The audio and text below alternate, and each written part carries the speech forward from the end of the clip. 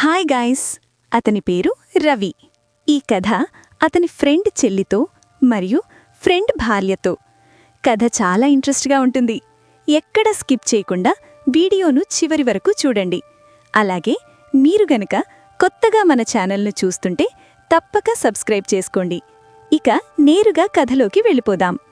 అతడు ఒక సాఫ్ట్వేర్ కంపెనీలో పనిచేస్తున్నాడు. అతనికి ఇంకా పెళ్లి కాలేదు. అదే కంపెనీలో అతనికి కొలీగ్గా రాజ్ అనే వ్యక్తి చేరాడు. ఇద్దరూ అతి కొద్ది సమయంలోనే మంచి స్నేహితులైపోయారు. ముఖ్యంగా ఇద్దరూ ఆఫీస్ అయిపోయిన తర్వాత వైన్కి వెళ్ళి దాదాపు 2 గంటల సెట్టింగ్ వేసి రోజంతా వర్క్ వల్ల కలిగిన స్ట్రెన్ను తగ్గించుకునేవారు.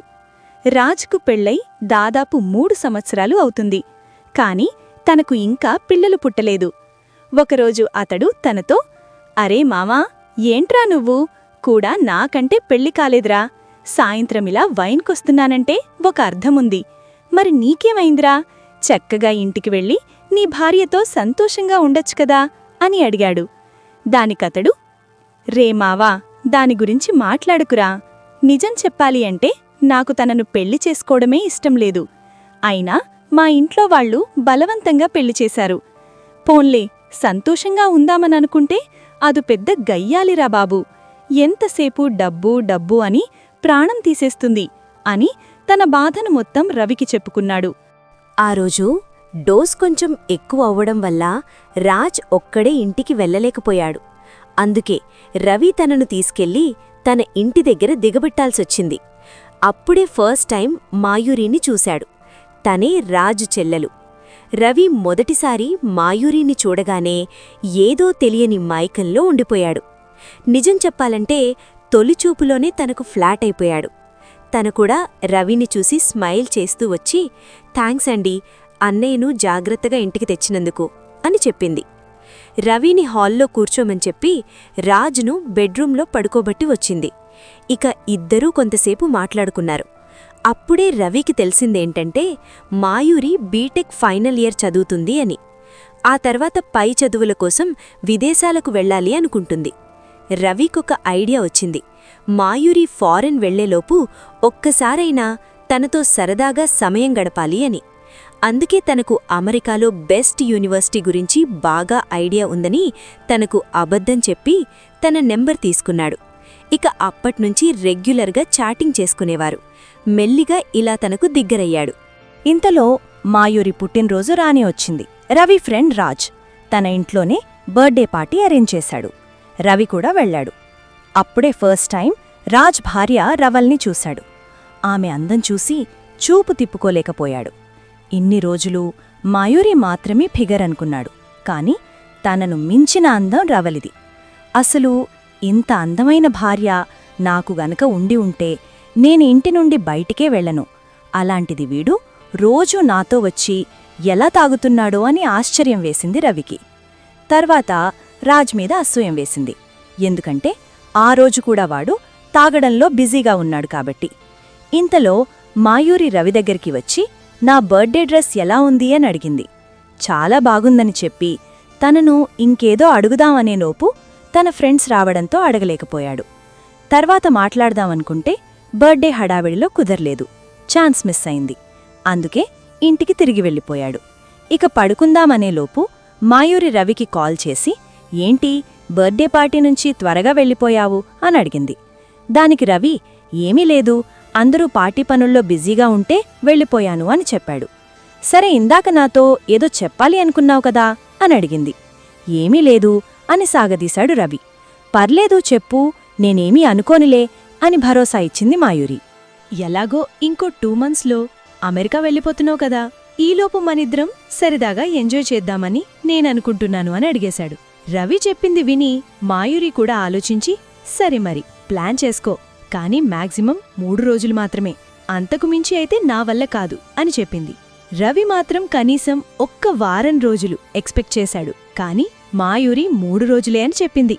సరేలే, ఏదో ఒకటి అని మనసులో అనుకుని, "సరే మరి, నేను ప్లాన్ చేసుకుని నీకు మెసేజ్ చేస్తాను" అని చెప్పి కాల్ కట్ చేశాడు. వారం రోజులు టైం దొరికితే గోవాలో ప్లాన్ చేద్దామని అనుకున్నాడు. కాని 3 రోజులే ఉండడం వల్ల అరకులో ప్లాన్ చేసుకున్నాడు. అరకులో ఒక్క రెస్టారెంట్ బుక్ చేశాడు. ఇద్దరూ వెళ్లడానికి బస్ టికెట్స్ కూడా బుక్ చేశాడు. ప్లాన్ మొత్తం బస్ టికెట్లతో సహా మాయూరికి వాట్సాప్ చేసి రేపు రాత్రే మన ప్రయాణం అని చెప్పాడు. మాయూరి కూడా రిప్లై చేస్తూ, సరే నేను టైంకు బస్టాండ్కు వచ్చేస్తాను, నువ్వు మాత్రం నీ మొబైల్ స్విచ్ ఆఫ్ చేసి పెట్టుకో అని చెప్పేసింది. స్విచ్ ఆఫ్ ఎందుకు చెయ్యడం అని అడిగితే, మధ్యలో ఏదైనా అర్జెంట్ పనని నీకు కాల్ గానీ మెసేజ్ గానీ వస్తే దానివల్ల మన ప్లాన్ క్యాన్సిల్ అవ్వడం ఇష్టంలేదు నాకు. పైగా ఈ 3 రోజులు మన మధ్య ఎటువంటి డిస్టర్బెన్స్ ఉండడం ఇష్టంలేదు అని అంటుంది తను.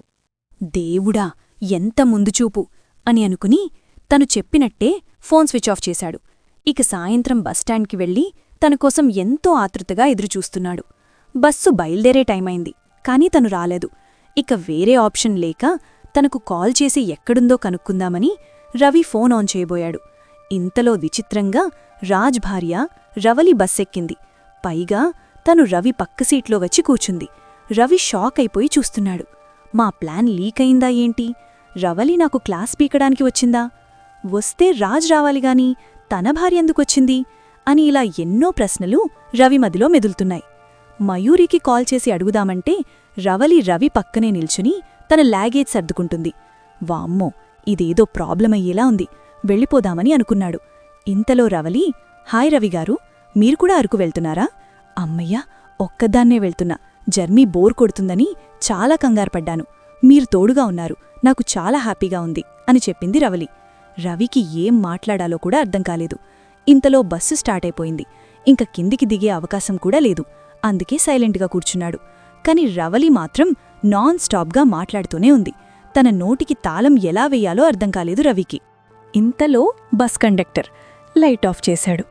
అమ్మయ్యా, బతికించావురా బాబూ అని మనసులో అనుకుని రవళితో, నాకు బాగా నిద్రొస్తుంది, ఇక పడుకుందాం అని చెప్పాడు. తను కూడా సరే అని చెప్పింది. పడుకునే ముందు బస్సు విండో మూయిబోయాడు. అప్పుడు రవళి రవిని ఆపి, ఉండనివ్వండన్నీ, చల్లగా గాలొస్తోంది అని చెప్పింది. అప్పుడు రవి, బాగా చలివేస్తే నాకు నిద్ర పట్టదు రవళి, పైగా దుప్పటి కూడా నేను తెచ్చుకోలేదు అని చెప్పాడు. దానికి తను, నేను తెచ్చాను అని మనిద్దరం షేర్ చేసుకుని పడుకుందామని తన బ్యాగ్లోంచి దుప్పటి తీసింది. ఏంటబ్బా ఇది, ఎవ్వరం ఏదో తేలగా ఉందే అని మనసులో అనుకున్నాడు. అలా ఇద్దరూ దుప్పటి కప్పుకొని పడుకున్నారు. కొంతసేపటికి రవికి బాగా నిద్రపట్టడం వల్ల రవళి భుజంపైన తల వాల్చుకుని పడుకున్నాడు. కాని తను ఏమీ అనలేదు. దాదాపు అర్ధరాత్రైంది.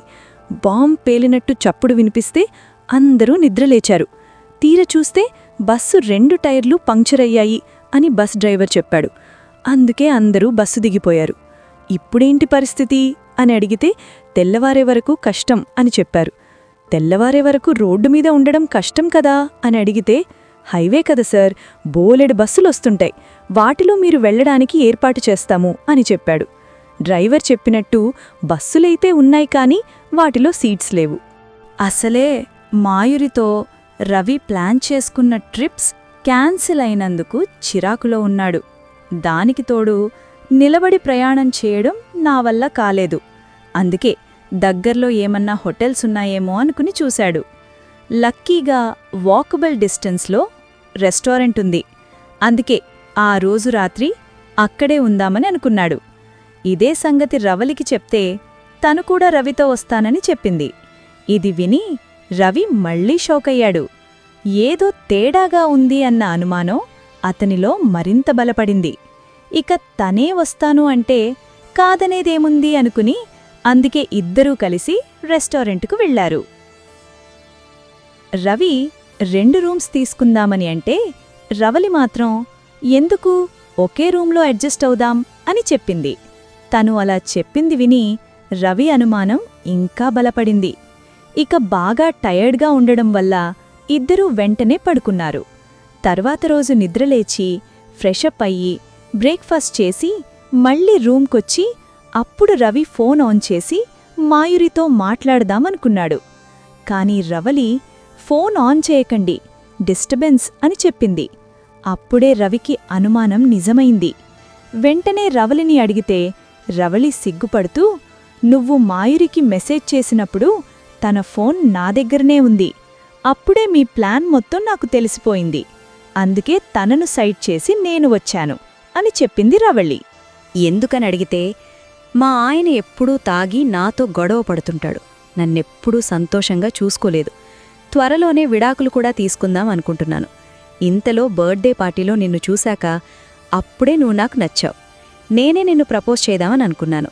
ఇంతలో మాయురితో నీ ప్లాన్ తెలవడం వల్ల ఈ ఛాన్స్ నేను మిస్ చేసుకోకూడదని వచ్చాను అని నిజం చెప్పింది రవళి. ఆ తర్వాత తను ఇలా కూడా చెప్పింది, మాయురితో అయితే 3 రోజులు మాత్రమే, నేనైతే 2 వారాలు కూడా నీతో డేటింగ్ చేయడానికి రెడీ అని చెప్పింది. ఆహా, ఈ ఆఫర్ ఏదో చాలా బావుందని మనసులో అనుకుని రవళితో అరకు వరకు వెళ్లాడు. అక్కడ ఇద్దరూ ఎన్నో మధురమైన అనుభవాలను ఆస్వాదించి ఎంతో సంతోషంగా సమయాన్ని గడిపారు. కొన్ని రోజుల తర్వాత రాజ్తో విడాకులు తీసుకుని రవిని పెళ్లి చేసుకుంది రవళి. కొన్ని మనసులు ఎంత ఆప్యాయంగా ఉంటాయో వారి మాటల్లోనే ఓ ఇంటి వెచ్చదనం ఉంటుంది. కాని అలాంటి మనుషులు జీవితంలోకి రావడం చాలా అరుదు.